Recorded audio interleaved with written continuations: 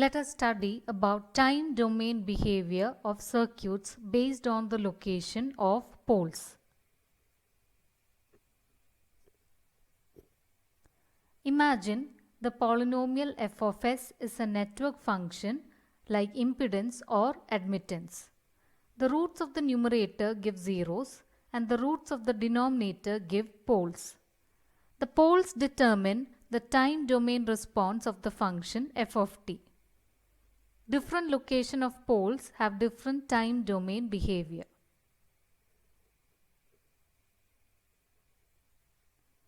So this is the S-plane with the axis sigma and j omega, and this is the time domain. So the first case, imagine pole is at origin, that is S is equal to 0, then the function gives a steady state response, that is DC value in time domain.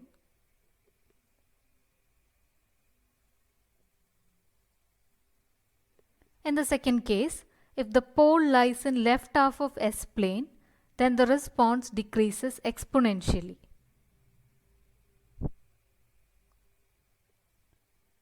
Third case, if the pole lies in the right half of S-plane, then the response increases exponentially. That is, the response will not be bounded or within a particular limit, and the system will be unstable. Fourth case, if there is a complex conjugate pole on the j omega axis, that is, the real part is 0 and there is only an imaginary part, then in the time domain the function would be a e raised to plus or minus j omega nt, and the exponential term can be represented like cos omega nt plus or minus j sin omega nt. So this means that the output will be a sinusoidal wave.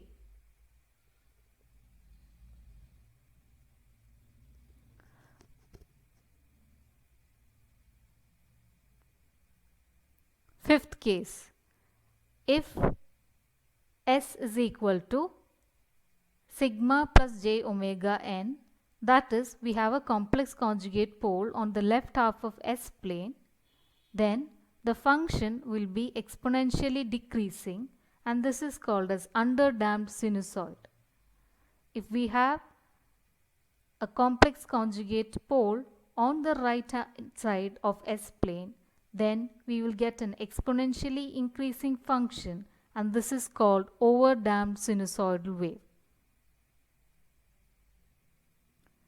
Sixth case, if the pole moves away from the j omega axis, then the response in time domain will exponentially decrease faster.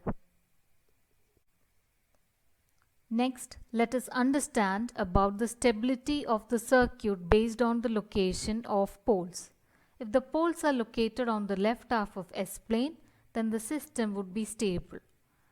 If it is located on the right hand side, then the system would be unstable.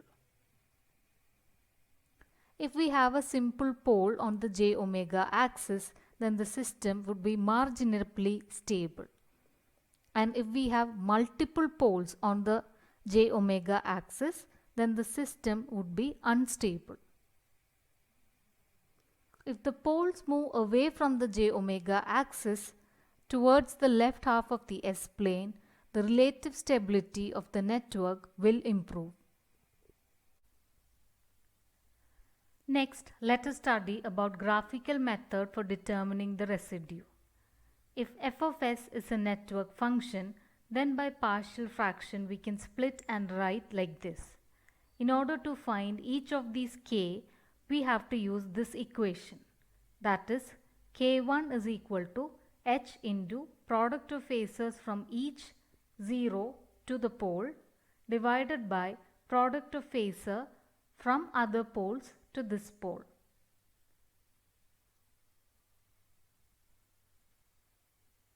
So let us see an example. The current of a network is given by the function I of s is equal to 2s divided by s plus 1 into s plus 2. So plot the pole 0 pattern and then obtain the time domain response I of t. So the roots of the denominator are -1 and -2. So we mark the poles by crosses here, and the roots of the numerator is 0, which we mark by 0. Here h, that is the scale factor, is equal to 2, and by partial fraction we can write I of s like this. So in order to find the coefficient k1 and k2, that is the residues, we have to use the formula which we have seen in the previous slide. In order to find the coefficient k1 and k2, that is, we have to use the formula that we studied in the previous slide. So here h is equal to 2. So we have to calculate the phasor from the 0 to the pole at position A. That is, the distance is 1 unit and the angle is 180 degrees. Therefore, it will be 1 angle 180 degree. Next, the denominator is at a distance from the other pole, that is from B to A. So in this direction, therefore the distance is 1 unit and the angle will be equal to 0 degree. Therefore we have 1 angle 0 degree and we get 2 angle 180 degree when we divide it, which is same as -2, because 180 degree means opposite direction. Next we have k2. So here we have h is equal to 2. Distance of B from 0 is 2 units and in this direction. So therefore it is 2 angle 180 degree, and the denominator is the distance of A from B, that is 1 unit and 180 degrees. We consider all angle in counterclockwise direction. So if we divide this, we get the answer as 4, and on taking inverse Laplace transform, we get I of t is equal to -2 e raised to -t plus 4 e raised to -2t.